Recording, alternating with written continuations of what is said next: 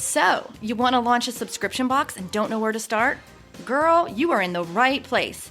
I'm Julie Ball, a subscription box coach, and your host here at Subscription Box Basics, a podcast for new and aspiring subscription box entrepreneurs that want to avoid overwhelm. So grab a coffee, some pen and paper, and let's have some fun. Hey, everybody. Thank you for joining us today on Subscription Box Basics, the podcast. I'm your host, Julie Ball, and I have a guest here today that is going to help you make some serious movement and get out of your own darn way in your business. So often when we are growing a subscription box business, there's so many moving parts that we get bogged down. And today's guest is going to help you dig out from under that. So I would like to welcome my good friend, Abby Ashley. She is the CEO and founder of The Virtual Savvy. Hi, Abby. Hey, I'm so excited to be here. I know. I'm so glad to have you on the podcast today. We've known each other for years, and I've been following along your journey, and your business is so successful, and I'm so happy for you. And I know that what you do and what you know can really, really help my audience, which is new and aspiring subscription box business owners. So some of them will be meeting you for the first time. So why don't we take a moment first to tell a little bit about yourself, your background, and what your company does? Of course. Well, hi, I'm Abby Ashley. My business is The Virtual Savvy, and I am not a subscription box owner, although, man, we should talk about someday adding one. How cool would that be? Yes. Hey. I'm not a subscription box owner. However, like Julie said, she and I have been friends for a very long time. And what I do is I teach people how to become virtual assistants. So I have an online course that leads aspiring VAs, remote freelancers, essentially, that teaches them how to decide on their services, price and package what services they're offering, how to market their business, etc. So it's been a really incredible journey. And one of the things that has definitely helped me and helped my business grow from, in the very beginning, maybe making a couple $1,000s up to $100,000 years, up to $100,000 months. Like at a certain point, we had to hire people. And so I know that some of you guys listening, you may not be ready to hire, but it's such a good idea to go ahead and to get in the frame of mind of what is it going to look like when I hire, and what does even hiring look like with a subscription box business. So I'm just really excited to chat with you guys today. I think it's going to be a lot of fun. Awesome. And so for those of you who don't know what a virtual assistant is, it is someone that is helping you with your business remotely. So that could be anything from social media. It could be doing admin stuff. It could be doing, what else, Abby? Content creation. A virtual assistant could be helping you with your books. Right. And if you hear the word VA, we're not talking about Virginia. We're talking about virtual assistant. And so I know this will get new to a lot of you. So let's start with how a virtual assistant can actually help give you back some of your time. You teach people how to become a virtual assistant. What are some of the most popular categories of where there's demand and where you see the most business, the most help in someone's business? For sure. Well, so like you said, a virtual assistant is a super broad term, just like a freelancer. That's a very broad term. Yeah. Right? And there's so many things that could fall under that. I think of it as a category even more than a job description.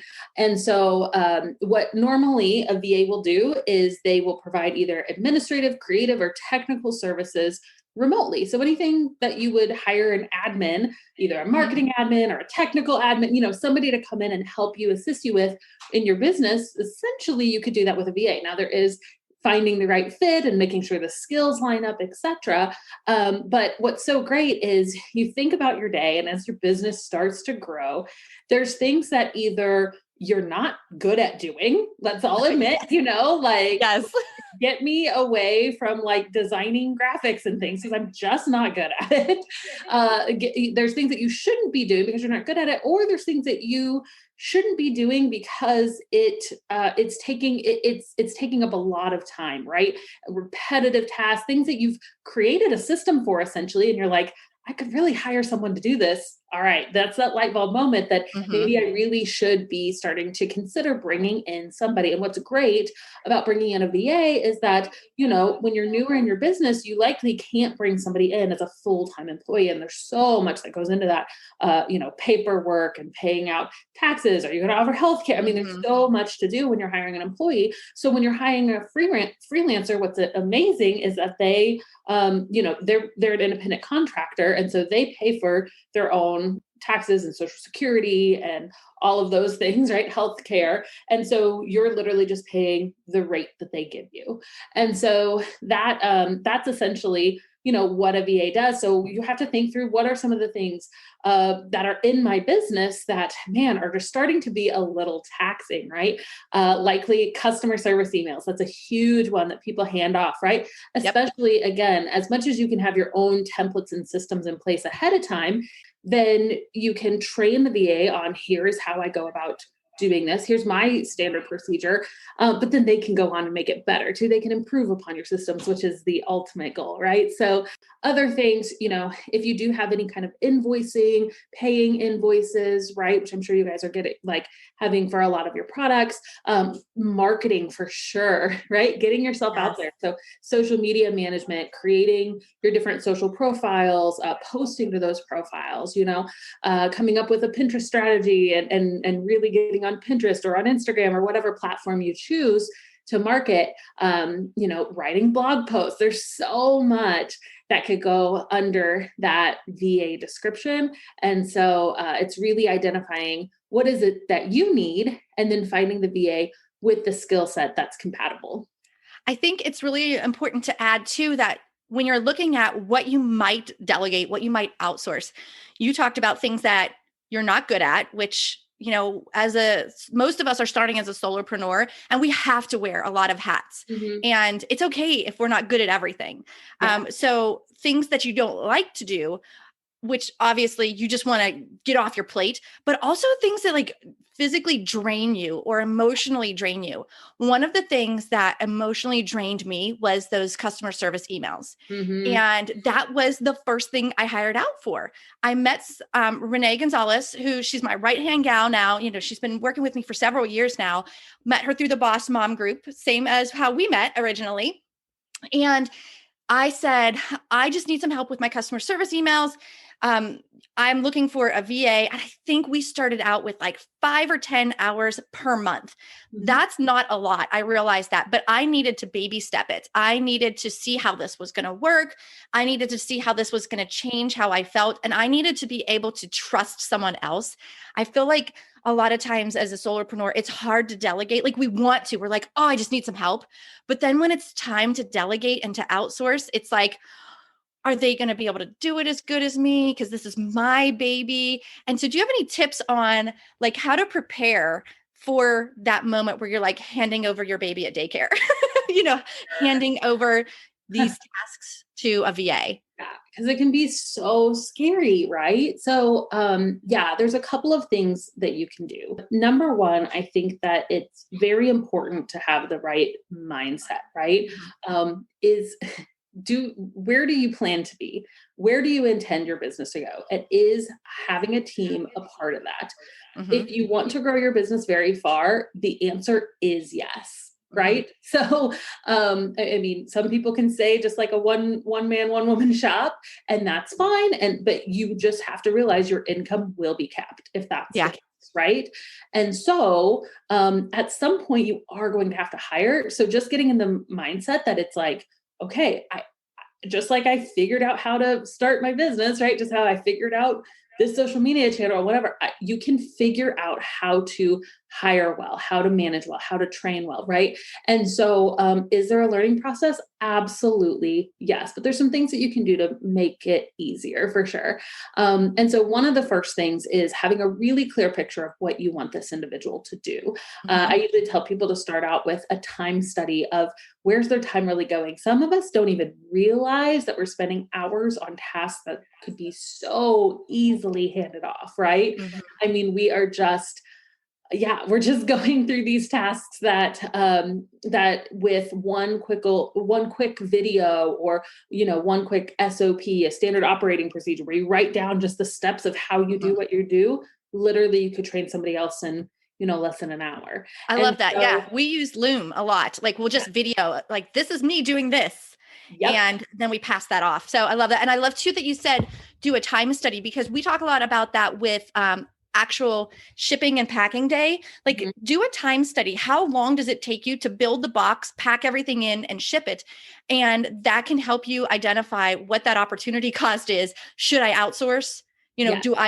Do I want those hours back? How long is this taking me? So you can kind of take that same approach then with these other administrative or social media or whatever tasks in your business. Of course, yes. And just identifying the things that it's like, should I and I think this helps for outsourcing in general. Maybe there's something that you're doing that you don't end up outsourcing to a VA, but you outsource to a service, right? Or like Mhm. some kind of an online platform. So if you're sending out physical invoices, is there something that you could, invoice automatically, or Yeah. whatever it may be, right? Like automations. And so both Mm. are investments, both are a form of outsourcing, and you've just got to figure out which one is right for you. So definitely doing the time study. I do think, that's one of the best steps to identify what you need to outsource. Like, these are the things that need to go.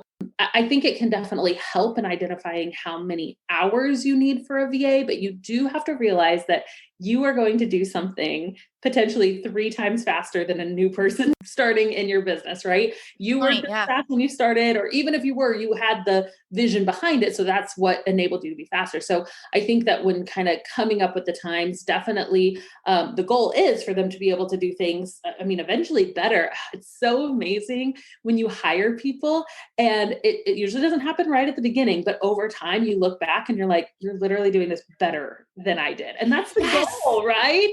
Yes, that happens to me all the time. I will do a loom of this is how I accomplish this task. And then I'll pass it off to a virtual assistant, and they'll be like, okay, I see how you got from point A to point B. Have you considered this way instead? And it'll cut the time in half. And I'm like, why didn't I think of that? It's because So I was too busy with all the other moving parts of my business. And virtual assistants get really good at certain things. So I think that in your course, you teach different softwares. So like someone could get really good at using this one type of software and almost become like expert status on it.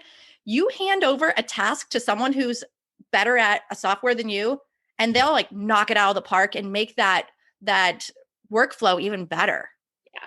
yeah, yeah. There's just so many ways that it just optimizes your experience, and it allows you to take a vacation, right? It allows Yes. you to really let yourself be the visionary, which you are. Is why you started this. Our mutual friend Dana, right? Mhm. So that's how we met, was through this Boss Moms group. And Dana talks about promoting yourself to CEO, and you're not CEO when you start your business. You are CEO, but you are also, right, social Mhm. media manager and copywriter and customer service, Coffee maker. coffee maker and janitor, right? Like you're everything. I need a janitor right here. I have like cups all over my desk right now. I need to go Right? clean. Me too. You're all of the things, right? And so eventually you need to upgrade. And maybe you're not CEO within your very first hire. Maybe now you're manager. Maybe you're lower level management, right? And then you promote yourself to like upper management and then executive leadership. And eventually you can be that CEO where you're just calling the shots, boom, boom, boom, boom, boom, and everybody's doing everything. But it's a process, right? And so what's that next step for you? And most likely it is to get out of the very bottom weeds, the things that, hey, I already have systems for. I already, this is taking up my time and it's taking away from the higher level tasks that I could and should be doing. Yeah, I agree with that. And I like to call that person the foot soldier. When Mhm. I was trying to explain years ago, like what I was doing and trying to find the right VA and hire more help, I was like, I don't want to be the foot soldier anymore. And when I said it that way, they really got it. And I love that. And just to take your point one step further too, if you guys like personal development and you like to read, you should check out Dana's book. It's called Climb Your Own Ladder. And that is a really good book to work on your mindset of getting to the point where you see that you want to be the CEO, you want to move up your own ladder and start delegating these things to a VA. So I think it's important to talk a little bit about hiring because that's a huge challenge. So let's take the conversation there. Like, where do you find a VA? Let's start there and then tell us about like, what are some good qualities we'd want to look for, or red flags, that type of thing, because no one wants to hire and then fire and then hire and fire, just trying to find the right person. Sometimes it does take a few tries before you find that right fit. And I have some ideas, but I want to hear it from you first. Okay. Yeah. So maybe you've heard the adage, hire slow, fire fast. I Yes. definitely agree with the hire slow, fire. We try not to fire too fast in our company because hopefully we hired well, right? Yes. So we, but I really, really do think that taking the time, hiring isn't something that should be rushed. I hope that you do it soon, but that doesn't mean that the process should be rushed. Mm-hmm. And essentially after you've, decided on those tasks, come up with just a 1-paragraph. I call it a job description. People might call it something else, but it's essentially just like, what's the recap, right? What are the bullet points of really what I want this person to be doing, what I want them to be owning, a little bit of, what would this position be once they're fully in it, and kind of give some vision inside of that. So come up with that job description. I also recommend that you have a budget. Now, you're hiring an independent contractor, so you're not saying, hey, the rate is $10 an hour or 15 or 30 or whatever. But because they're independent contractors, just like if you had a plumber or a painter come to your house, you're not like saying, well, I can pay you $100. It's like, right. They have their own rate, they have their own system for working, etc. But however, you can still have a budget, right? And I think it is important that how much can I actually afford? So if that individual's rate is too high, then you could go look for somebody else. And so that's the next step, I would say, is really, really get clear on your budget, and just in your head about how many hours you would possibly expect that to be for what you need done. And I think it's important to say here too, for subscription box business owners, the more you grow your business, the more subscribers you get, the more that budget should grow, because you're going to have to take care of more customers. But if you're watching your profit margins, you're going to have more of that money to budget towards help. Yeah, we have a P&L every single month, a profit and loss statement, and it shows the percentages. How much did I spend on on supplies, on travel, on team, on all these different things. And so every business is different. So I'm not going to come out and tell you this is how much you should spend on team. Mm-hmm. We personally, my company spends very little on marketing and advertising. We just have a really great organic strategy. So our ads budget is like less than 2% or something. Like it's super, super low compared to a lot of businesses. But our team budget is like almost 30%, right? And we run at like 40% profit margin. So it's almost half of our entire expenses is just on wow. team. And so, it's like, but that's, you can't just take that from me because my business is looking different. Every business is going to be different. Right. And so kind of what is that percentage? So as your income grows, okay, I was spending $1,000 a month on a VA, on contractors, whatever. Well, my business has doubled. Now I can spend $2,000 a month, right? That percentage should grow with it. Yeah. What are some general rate ranges? Like for different, I realize that there's going to be different rates for different levels of expertise, different niche specialties. Yeah. So just the general range rate. Yeah. And so it really depends. You will see people talk all the time about like, hire a VA for $3 an hour. That is not what I teach my students to do. I teach them to value their work, no matter what country they live in. Although most of the people I train are in the US or Canada, places that do have a higher cost of living. So most of the VAs that I personally train will start out their general admin services. So again, if I'm just doing kind of the light, like the things you were just passing off to me, the things you already have systems for, $20 to $30 an hour is generally where my VAs start. And that's not a standard. It's just kind of what we found that our experience. Yeah. Right. And then on up to they usually increase their rate. So even a general VA could still be $30 or $40 if they've got years of experience and they know more, they're more technically proficient. And then a lot of times people, like you were saying, will go into a certain specialty. So they'll say, now I am a Pinterest manager, or now I'm a podcast editor, or whatever it is. And at that point, a lot of times sometimes they'll still be hourly, and that might be $50, $60 an hour, or it may be that now they just have a package-based pricing, which I love package-based pricing, package-based pricing, say that 5 times fast. I love it from the freelancer's standpoint and from the client's standpoint, because it's just nice to know, like, this, I'm going to pay this much every month. I know that this is going to happen. If they do the work fast or do it slow, I don't care, as long as I get the end product, right? So a Pinterest manager, yeah. A Pinterest manager, say I charge $2.99 a month to manage your entire Pinterest account. Okay, great, cool. And you just mark that off as an expense. So yeah, it really ranges. If you're hiring that general admin, if you, if you're hiring more of a specialist, if they have packages, etc. But yeah, that $20 to $30 is fairly standard from what I've seen, at least with US-based VAs, which is generally who I train.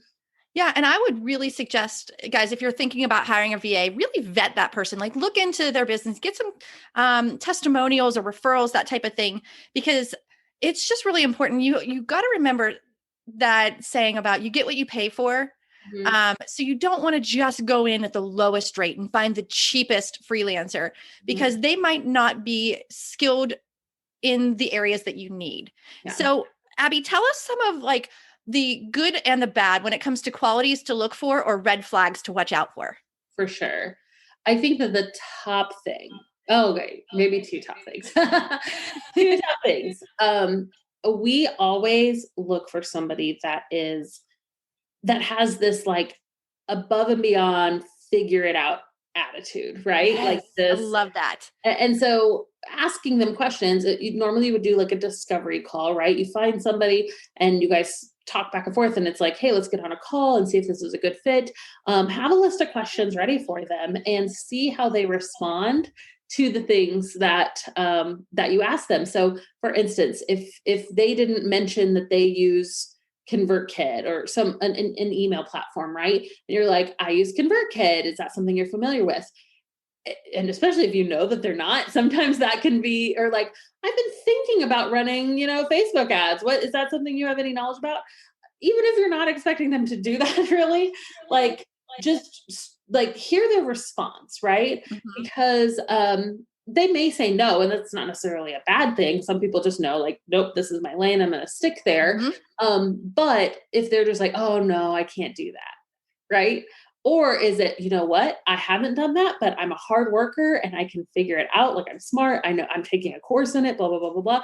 Or maybe, maybe they know that that's not an area, but they're like, I'm not, but I have a couple referrals I can send to you, or I would love to do some research to find the right person for you. Right. Like, it doesn't mean that your VA should not solve all your problems. They're not going to be able to do everything for you. So don't expect them to be able to answer all your customer service emails and run Facebook ads and make sales calls and they shouldn't do all the things, but their response to those kind of difficult questions is going to show you, do they have like I'll figure it out, like, I'm in your corner, I'm going to go above and beyond attitude. And that to me is huge. And if somebody doesn't have that, then we don't hire them. Our company, we've hired so many people over the years. We've got a massive team now. We have 16 full-time employees actually now. And we will always hire for culture over skill. So, and our culture is action over perfection, we are just go-getters. So you're talking about your company culture there, like what is culture, like your mission and what's important to you guys as a team.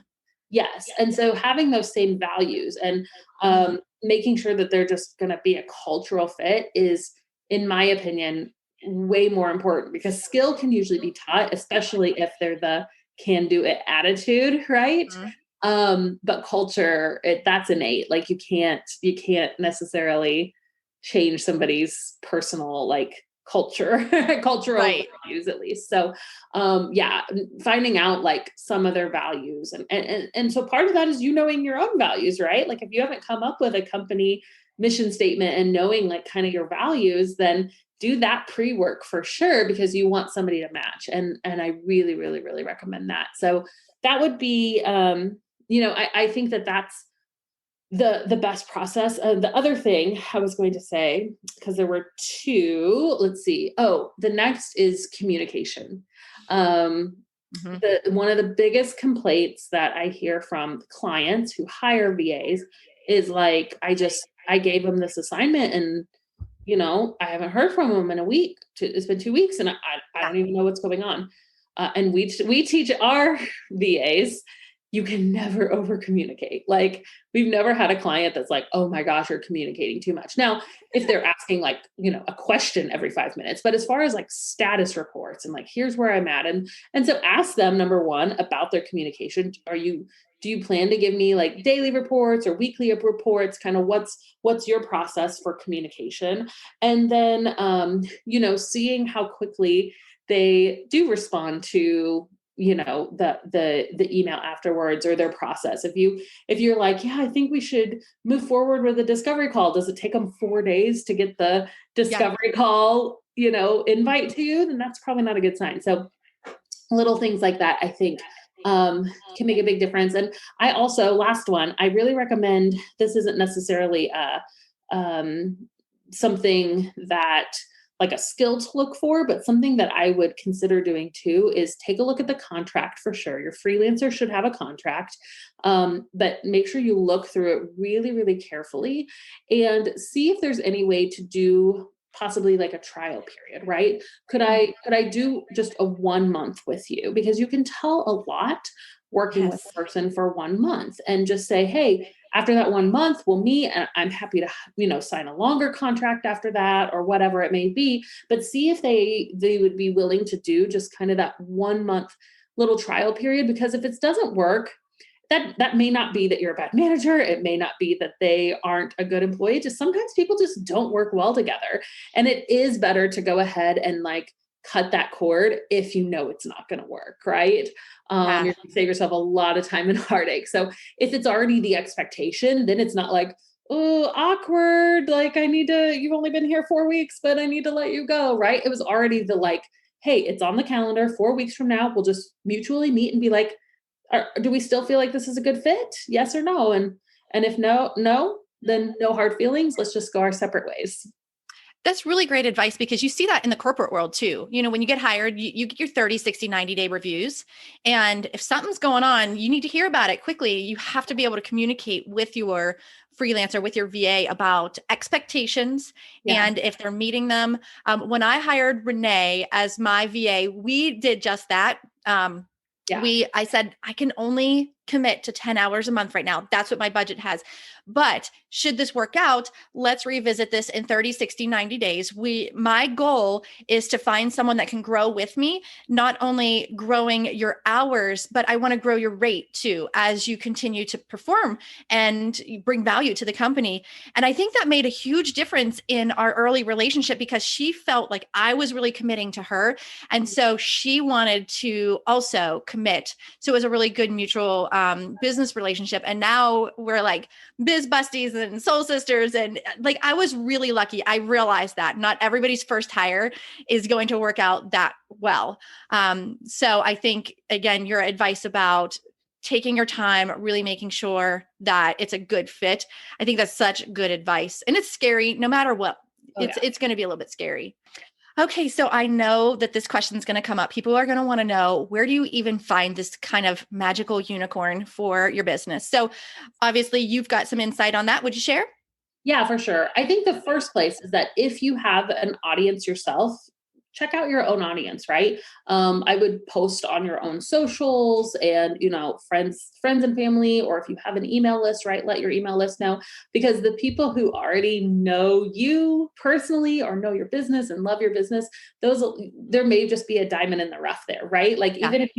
even if your subscription box is about like cat toys or something, like who knows? Like you may have a crazy cat enthusiast that has really, really administrative background. So Yes. definitely look to your own audience first. After that, because a lot of times that ends up with no results, right? And you want to find at least 3 people to interview, have discovery calls with, right? You may think the first one's amazing, and you're like, oh, this is a perfect fit, but then number 2 is even more amazing, right? So like Okay. interview a few people. It's okay to do that. I would also recommend, so we personally, our business has a Facebook group. It's called the VA Savvies Community, and we have over 50,000 VAs in that group. And what you can actually do is you can post inside of that group if you have a job opportunity. You can also just go to my website and go to thevirtualsavvy.com/hire, and we will take your job description and post it to some of our Facebook groups, actually to some of our paying students, the ones that have really committed to their business and are trained in the virtual savvy ways. So we will pass those opportunities, yes, to them. So that's just another good resource for you guys. It's a free process. So you can check that out. I am so glad you shared that, because I have no doubt that people are going to be heading over to that website. We'll make sure to include that in the show notes. So if you are thinking about hiring, head on over there, and you have a blog there too. I know, like, even if like you're not a VA, then you can still learn how the VA mind works by reading some of those blogs and get behind the scenes. So you kind of understand their industry. I found that to be very helpful. I've read several of your blog posts when I was hiring for specific things. So you guys want to head over there. It's thevirtualsavvy.com, right? And then you just click on blog. Yes. Awesome. Well, do you have any closing thoughts on the using a VA in the subscription box industry? Yeah, I mean, just as a general rule, guys, it can be scary. Like Julie said, this is your baby, right? But it's so worth it. At the end of the day, managing my team, I mean, these people have become some of my best friends. They have really amplified the business. They've been able to do things that I never would have been able to do myself. So, trust in the process. Definitely commit yourself to finding that right person. Give yourself grace if you hire the wrong person. It's okay. That doesn't mean that it will happen again. And even if it does, you get better each and every time. So I'm just so excited for you guys. And yeah, thank you for having me here today, Julie. Absolutely. I love chatting with you. And I know that everyone listening is going to be super interested. So where can they find you online? I know we talked about your websites already, but where do you hang out on social media? Yeah, mostly Facebook and Instagram. So just facebook.com/the virtual savvy or Instagram.com/the virtual savvy. I am on YouTube as well. And that's actually youtube.com/Abby Ashley. I don't know why I didn't do the virtual savvy for that, but I didn't. No problem. We'll make sure to include all the links. Abby, thank you so much for being such a source of information and inspiration for me throughout my journey, but also now for all of our listeners. Thank you for joining me today. No problem. Thank you. All right. Thanks everyone for listening in, and we'll see you in the next episode.